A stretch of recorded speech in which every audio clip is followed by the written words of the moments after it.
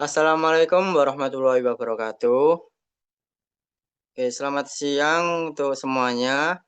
Oke, pertama kita dari kelompok 2 akan menjelaskan mengenai tugas-tugas dari pemasaran atau materinya yang pernah disampaikan oleh Bu Cynthia. Oke, sebelum kita menjelaskan materi semuanya, maka kita akan memperkenalkan diri terlebih dahulu. Next.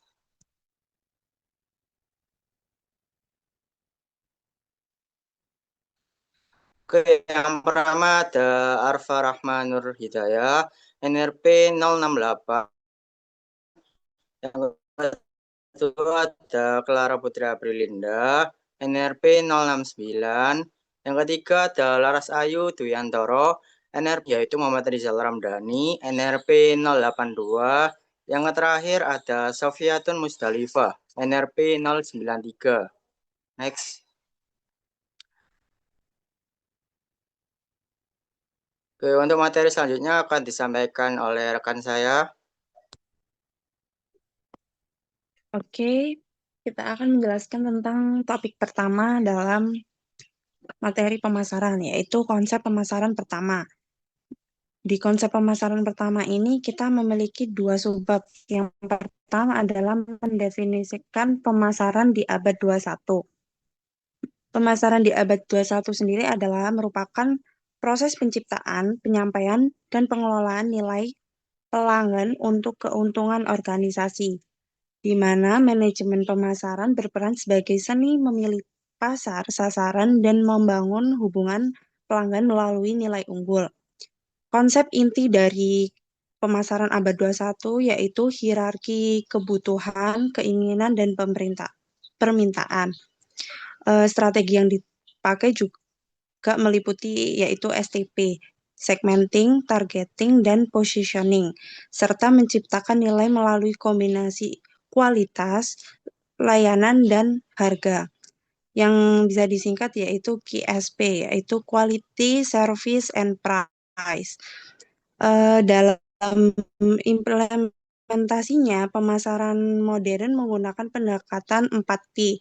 4P sendiri adalah Product, Price, Promotion, and Place, yang mencakup pengembangan produk, penetapan harga, strategi promosi, dan manajemen distribusi.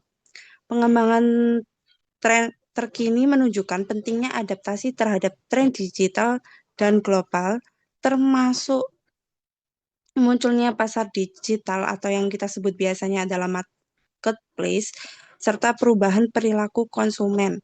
Pendekatan holistik menjadi kunci dengan mengintegrasi seluruh departemen untuk memberikan nilai terbaik pada pelanggan. Tugas utama meliputi pasar penyusutan strategi, pemahaman pasar, dan pembentukan merek yang kuat, penyampaian nilai, dan pencapaian pertumbuhan. Next.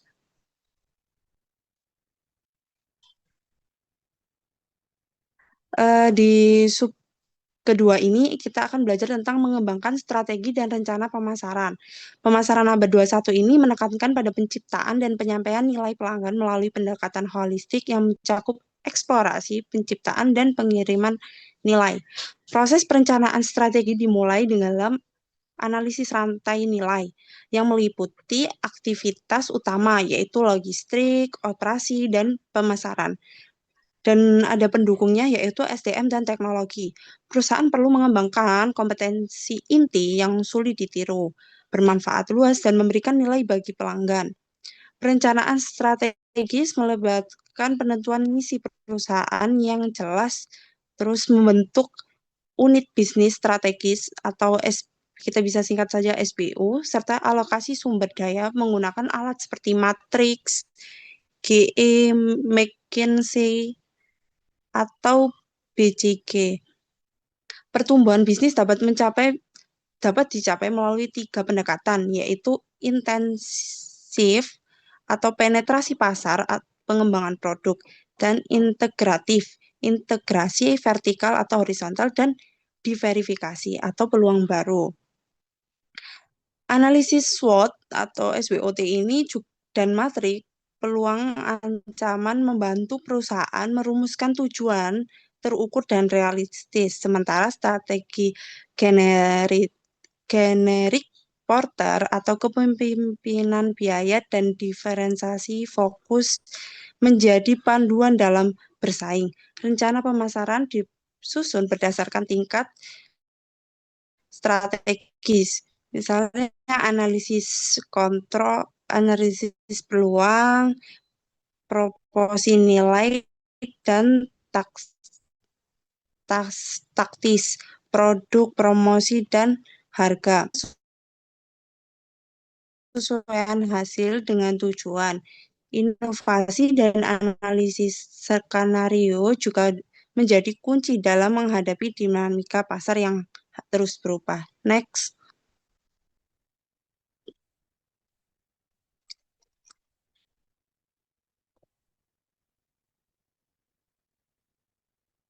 Di sini kita akan lanjut ke topik kedua, yaitu konsep pemasaran dua. Konsep pemasaran dua juga memiliki dua subbab. Yang pertama, kita akan mempelajari tentang pengumpulan informasi dan meramalkan permintaan.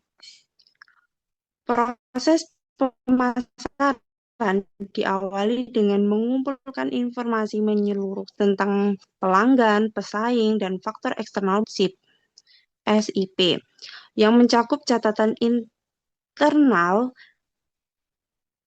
berupa data penjualan, pemantauan media sosial, forum online, interaksi dengan pelanggan, serta riset pasar.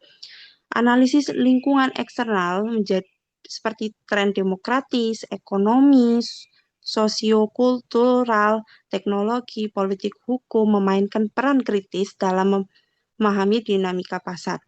Pengukuran dan peramalan permintaan dilakukan dengan membagi pasar menjadi beberapa tingkatan, yaitu potensial, tersedia, target, dan terrealisasi, dan menganalisis data permintaan berdasarkan wilayah, waktu, dan segmen produk.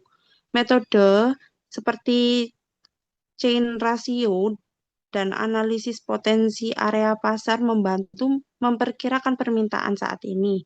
Sementara pendapatan tenaga penjualan, survei niat pembeli, dan pendapat ahli digunakan untuk prediksi permintaan masa depan. Dengan pendekatan ini, perusahaan dapat mengoptimalkan strategi pemasaran dan mengantisipasi perubahan pasar secara efektif. Selanjutnya,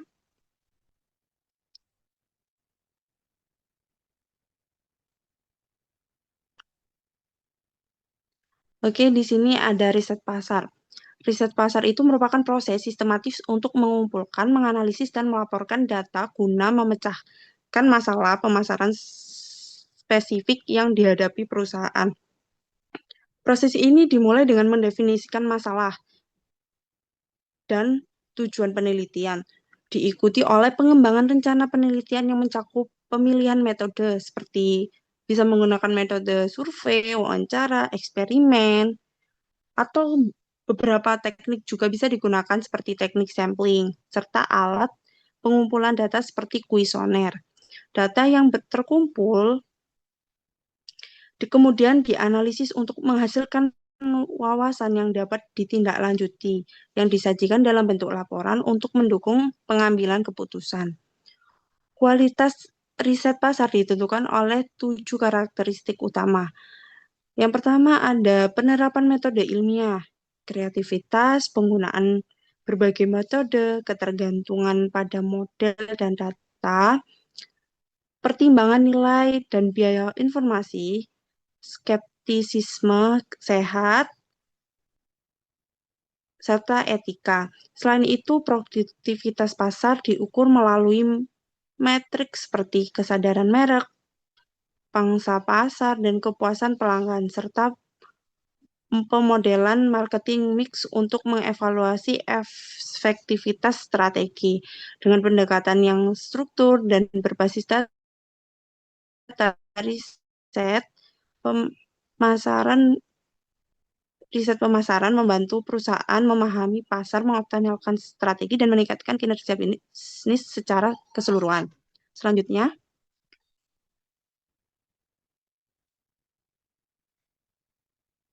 Oke, kita akan masuk ke topik ketiga yaitu tentang konsumen.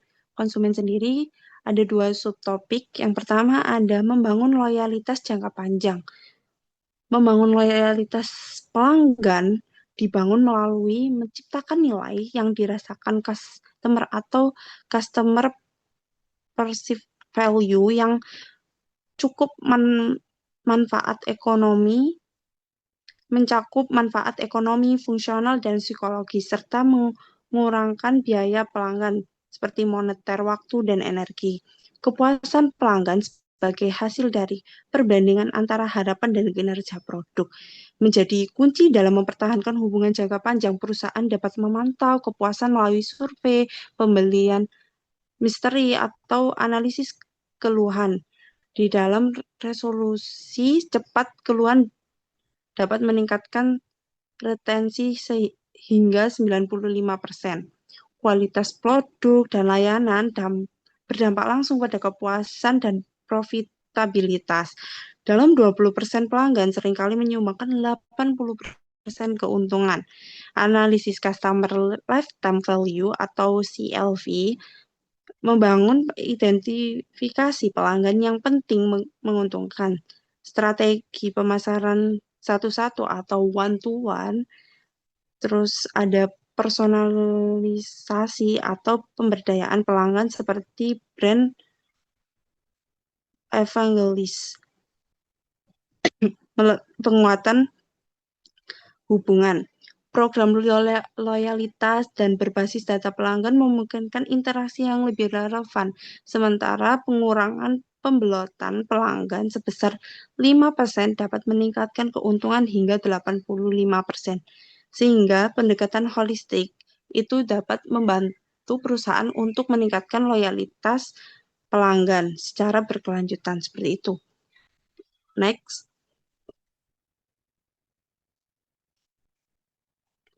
Di subbab kedua, kita akan belajar tentang analisis pasar konsumen. Perilaku konsumen dipengaruhi oleh beberapa faktor nih. Yang pertama ada faktor budaya. Faktor budaya itu juga meliputi nilai, subbudaya, kelas sosial. Yang kedua ada kelas sosial. Sosial itu meliputi keluarga, kelompok, referensi, dan lain-lain. Yang ketiga ada pribadi. Pribadi itu ada faktor usia, pekerja, gaya hidup. Dan terakhir ada faktor psikologis. Psikologis itu meliputi motivasi, persepsi, dan pembelajaran. Proses pengambilan keputusan pembeli meliputi 5 tahap. Yang pertama adalah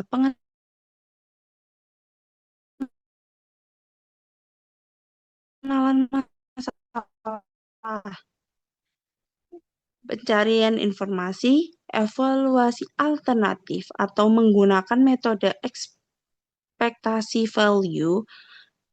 Kemudian ada keputusan pembelian, melibatkan pemilihan merek, jumlah, dan metode pembayaran, serta perilaku pasca pembelian, kepuasan atau ketidakpuasan yang mempengaruhi loyalitas. Kebutuhan konsumen mengikuti hierarki Maslow. Sementara persepsi selektif membentuk preferensi. Motif mulai dari positioning produk hingga mengelola pengalaman pasca pembelian untuk membangun loyalitas. Oke, untuk topik selanjutnya akan dijelaskan oleh rekan saya.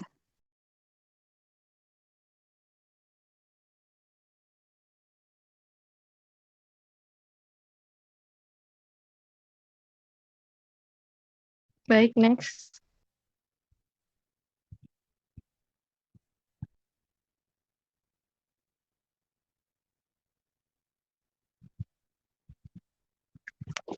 Di sini saya akan menjelaskan tentang bab berikutnya, yaitu menganalisis pasar bisnis. Di sini ada beberapa poin, yaitu yang pertama proses pembelian organisasi, yaitu identifikasi kebutuhan, evaluasi pemasok, pemilihan produk atau jasa.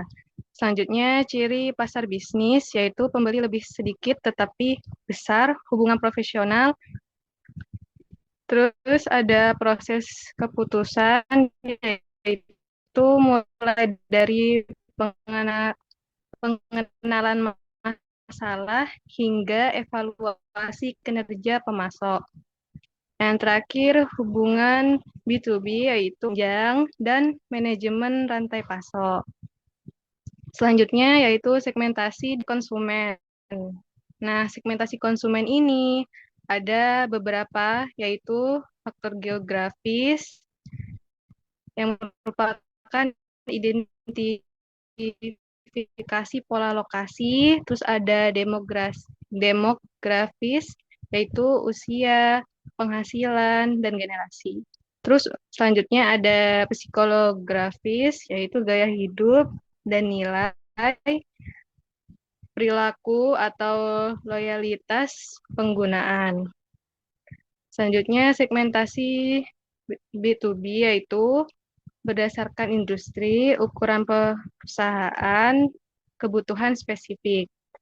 Terus ada strategi penargetan, yaitu pemilihan segmen yang terukur, menguntung. Yang terakhir,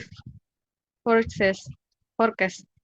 Evaluasi daya tarik pasar, yaitu persaingan, ancaman baru, kekuatan pembeli atau pemasok. Next. Selanjutnya ada ekuitas merek. Yang pertama, merek sama dengan identitas unik. Nah, tanda pengenal produk atau jasa seperti nama, logo, atau slogan. Contohnya Nike Shoes, yaitu just do it. Terus ada nilai merek atau brand equity, yaitu keuntungan karena nama merek. Nah, hasilnya itu dari kualitas produk, pengalaman pelanggan, dan citra konsisten. Selanjutnya strategi bangunan merek, yaitu buat elemen merek yang mudah diingat. Terus penuhi janji merek seperti brand promise, terus memanfaatkan asosiasi positif, contohnya kayak Starbucks, itu komunikasi sama kenyamanannya. Yang terakhir, ukuran dan kelola, yaitu pantau persepsi konsumen, lakukan brand fresh jika perlu. Nah, contohnya yang sukses itu ada Coca-Cola, konsisten 100 plus tahun. Terus ada Apple, inovasi plus konsisten terpadu. Next. Yang terakhir ada business model canvas. Di sini ada beberapa, yaitu customer segmenting. Nah, di customer segmenting ini siapa targetnya? Contohnya mahasiswa atau Gen Z. Nah, identifikasi target pelanggannya seperti usia, lokasi, kebutuhan. Nah, contohnya mahasiswa sibuk. Nah, untuk layanan laundry misalnya. Terus untuk Gen Z-nya untuk minuman boba yang lagi marak-maraknya. Terus ada value value propositions, yaitu solusi unik yang ditawarkan untuk memenuhi kebutuhan pelanggan. Contohnya, laundry ramah lingkungan, minuman boba yang dengan rasa lokal. Nah, selanjutnya ada channels, yaitu cara produk atau jasa sampai ke pelanggan, melalui online atau offline. Contohnya melalui Instagram, WhatsApp, aplikasi pengiriman makanan. Selanjutnya ada customer relationship, yaitu strategi menjaga hubungan dengan pelanggan. Contohnya misal promo loyalitas, terus interaksi via media sosial. Terus ada revenue streamers, yaitu sumber pendapatan bisnis. Contohnya penjualan langsung, anggaran bulanan, atau iklan. Selanjutnya ada key research, yaitu aset penting untuk operasional bisnis, contohnya mesin laundry, bahan baku, dan tim pemasaran. Selanjutnya ada key activities, yaitu tindakan utama untuk menciptakan nilai, contohnya produksi, promosi digital, layanan antar jemput. Selanjutnya ada key partner, yaitu mitra yang mendukung bisnis, contohnya ada supplier, influencer, terus ada logistik. Terus selanjutnya ada cost struktur, yaitu biaya operasional dan investasi. Contohnya sewa tempat, gaji karyawan, pemasaran. Selanjutnya ada contohnya, aplikasinya. Misalnya bisnis laundry. Value-nya ada laundry cepat dan ramah lingkungan. Channels-nya bisa melalui WhatsApp dan Instagram. Terus revenue-nya layanan per kilo atau langganan bulanan. Selanjutnya ada tips pentingnya, yaitu yang pertama mulai dari pelanggan. Memahami kebutuhan sebelum menentukan produk. Terus ada kolaborasi, yaitu gandeng mitra untuk memperkuat bisnis. Yang terakhir ada hitung biaya dan pendapatan, yaitu pastikan bisnis fleksibel secara finansial.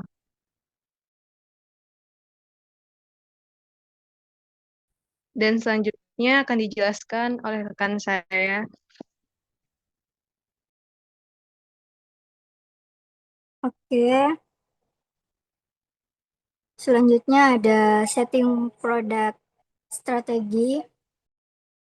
Yang pertama ada karakteristik dan klasifikasi, yaitu produk bisa berupa barang, jasa, jasa orang, tempat, ide, dan lainnya. Klasifikasi didasarkan pada daya tahan, yaitu tahan lama vs tidak tahan lama, serta tujuan penggunaan, yaitu konsumen vs industri. Selanjutnya ada level produk, yaitu produk terdiri dari 5 level. Yang pertama, core benefit, basic product, expand product, augment product, dan potensial produk. Ini menggambarkan bagaimana nilai produk ditingkatkan dari manfaat dasar hingga kemungkinan peningkatan di masa depan. Selanjutnya, diferensiasi produk dan jasa, yaitu produk bisa dibedakan berdasarkan bentuk, fitur, kinerja, keandalan, gaya, dan lain-lain. Layanan dibedakan berdasarkan kemudahan pemesanan, pengantaran, pelatihan, hingga layanan purna jual. Next. Selanjutnya ada desain produk, yaitu mencakup aspek fungsional dan estetika. Desain yang baik memberikan nilai lebih dan membedakan produk di pasar. Selanjutnya ada manajemen lini produk dan strategi harga, yaitu perusahaan perlu menganalisis panjang dan kedalaman lini produknya serta mengelola sistem produk strategi harga termasuk bundling, harga produk tambahan, dua bagian, dan lainnya. Next yaitu strategi branding dan ingredient branding. Merek dapat digabung melalui kerjasama antar merek atau penyematan merek bahan. Tujuannya adalah untuk memperkuat posisi pasar dan juga nilai persepsi. Selanjutnya ada kemasan, label, dan jaminan. Kemasan dan label berfungsi sebagai alat identifikasi merek, promosi, perlindungan, dan kenyamanan. Jaminan dan garansi juga digunakan untuk menambah kepercayaan pelanggan. Next. Selanjutnya ada competitive dynamics. Yang pertama ada tipe pelaku, yaitu terdiri dari pemimpin pasar, penantang, pengikut, dan penggarap ceruk, masing-masing dengan strategi yang berbeda. Selanjutnya ada strategi pemimpin pasar, yaitu fokus pada memperluas permintaan total melalui pelanggan baru dan peningkatan penggunaan, mempertahankan pangsa pasar dengan strategi ofensif dan defensif, dan meningkatkan pangsa pasar secara hati-hati agar tetap menguntungkan. Selanjutnya yaitu strategi penantang pasar, meliputi berbagai bentuk serangan terhadap pesaing seperti frontal, flank, bypass, dan guerrilla. Selanjutnya strategi pengikut pasar, yaitu meniru, mengadaptasi, atau menyesuaikan produk tanpa konfrontasi langsung. Selanjutnya ada strategi penggarap ceruk, yaitu fokus pada segmen kecil yang sangat spesifik untuk mencapai margin tinggi dan loyalitas pelanggan. Selanjutnya siklus hidup produk, yaitu PLC. Setiap produk melalui tahap pengenalan, pertumbuhan, kematangan, dan penurunan. Setiap tahap butuh strategi pemasaran yang berbeda. Selanjutnya ada respon saat resensi, yaitu menyesuaikan nilai, anggaran, dan pendekatan agar lebih dekat dengan pelanggan. Next. Untuk selanjutnya yaitu developing pricing strategies and program. Yang pertama, psikologi konsumen terhadap harga, termasuk pengaruh persepsi nilai dan harga referensi. Selanjutnya, langkah-langkah menetapkan harga seperti menetapkan tujuan, menganalisis permintaan dan biaya, hingga memilih metode harga, misalnya markup, target return, perceived, dan value. Selanjutnya yaitu penyesuaian harga untuk berbagai kondisi pasar dan strategi promosi seperti diskon, geografis, dan harga diferensiasi. Selanjutnya ada respon terhadap perubahan harga kompetitor, termasuk kapan dan bagaimana menaikkan atau menurunkan harga.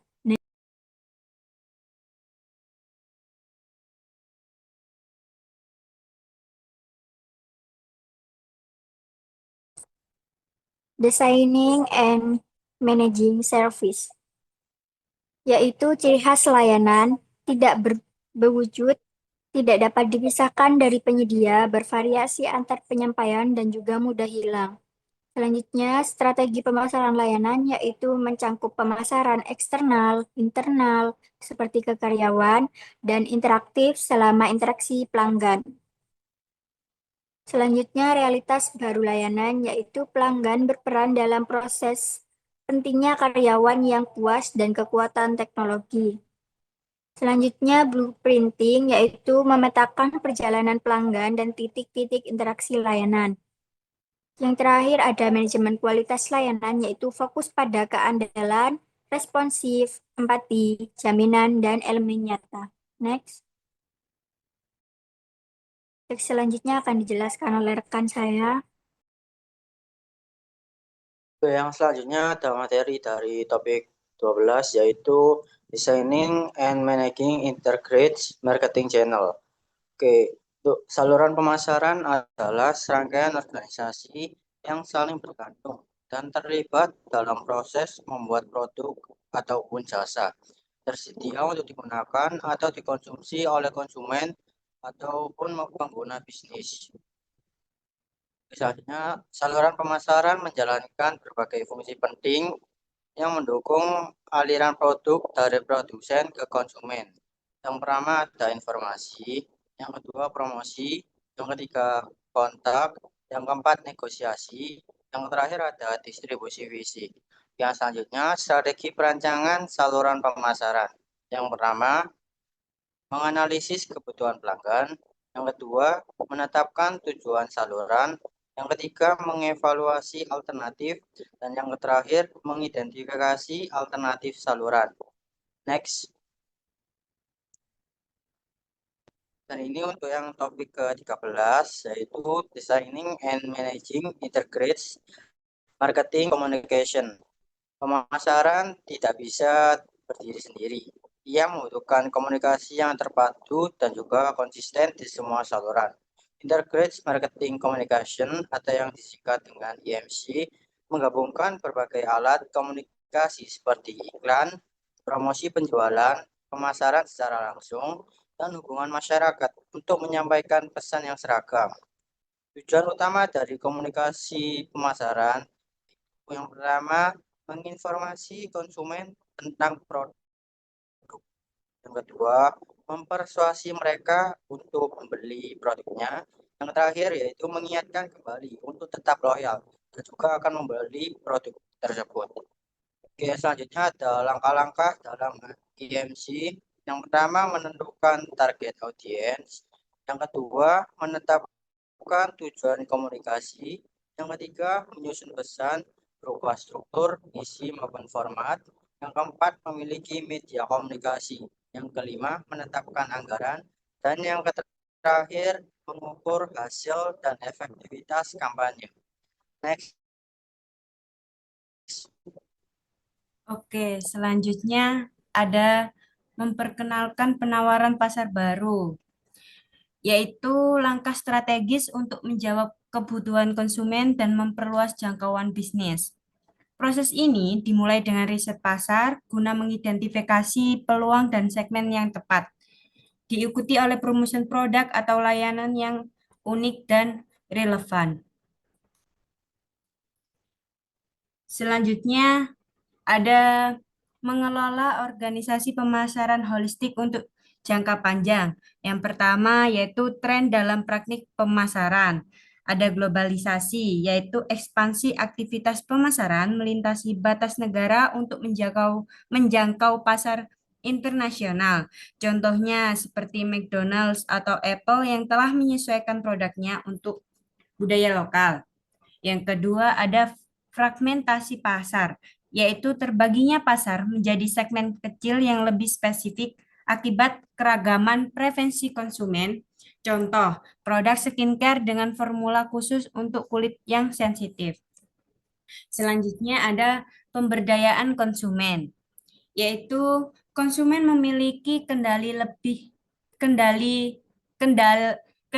lebih besar atas keputusan pembelian karena akses informasi media sosial atau review online. Contohnya, pengguna platform seperti TripAdvisor untuk memilih hotel. Yang terakhir ada kepedulian lingkungan, yaitu permintaan akan praktik bisnis berkelanjutan dan ramah lingkungan. Contohnya penggunaan kemasan daur ulang oleh Esbag.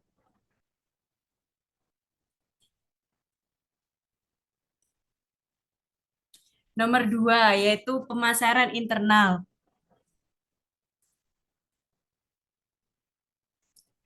Struktur organisasi.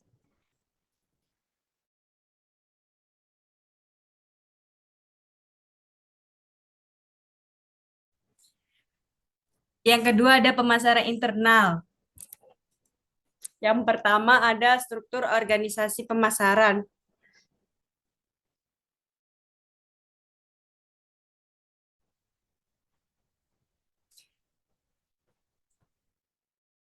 Yaitu pengelompokan fungsi pemasaran berdasarkan geografi, produk, atau matriks.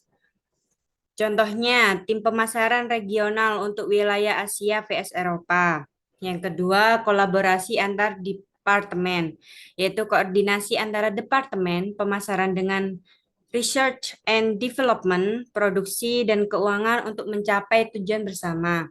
Yang ketiga, ada tanggung jawab sosial pemasaran, yaitu yang pertama ada cost-related marketing, yaitu kampanye yang mengaitkan penjualan produk dengan donasi untuk isu sosial. Contohnya, setiap pembelian produk merek X menyumbang 10.000 untuk pendidikan. Selanjutnya ada pemasaran sosial, yaitu kampanye untuk mempengaruhi perilaku masyarakat demi kebaikan sosial. Contohnya, ayo cuci tangan pakai Dettol. Yang ketiga ada data milenial, yaitu Gen Z lebih memilih merek yang berkomitmen pada isu sosial. Contoh, 85% konsumen mau beralih ke merek ramah lingkungan. Yang keempat ada implementasi dan kontrol pemasaran. Implementasi itu sendiri yaitu proses eksekusi strategi pemasaran dengan menentukan siapa, di mana, dan bagaimana. Selanjutnya ada kontrol pemasaran. Kontrol pemasaran itu sendiri yaitu evaluasi kinerja pemasaran melalui metrik keuangan atau profitabilitas dan non-keuangan yaitu kepuasan pelanggan. Kesimpulannya, pemasaran holistik untuk jangka panjang menekankan pentingnya pendekatan pemasaran terintegrasi yang adaptif terhadap tren global seperti digitalisasi dan keberlanjutan. Didukung struktur organisasi yang fleksibel dan kolaboratif dengan mengedepankan kreativitas, tanggung jawab sosial seperti cost-related marketing, serta implementasi strategi yang terukur melalui kontrol kinerja dan audit. Perusahaan dapat membangun keunggulan kompetitif berkelanjutan Kesuksesan pemasaran akan semakin bergantung pada inovasi teknologi, personalisasi, dan komitmen terhadap nilai-nilai sosial lingkungan, yaitu untuk menciptakan keseimbangan antara profitabilitas dan dampak positif bagi stakeholders. Oke, sekian presentasi dari kelompok kami. Apabila ada salah kata, mohon dimaafkan.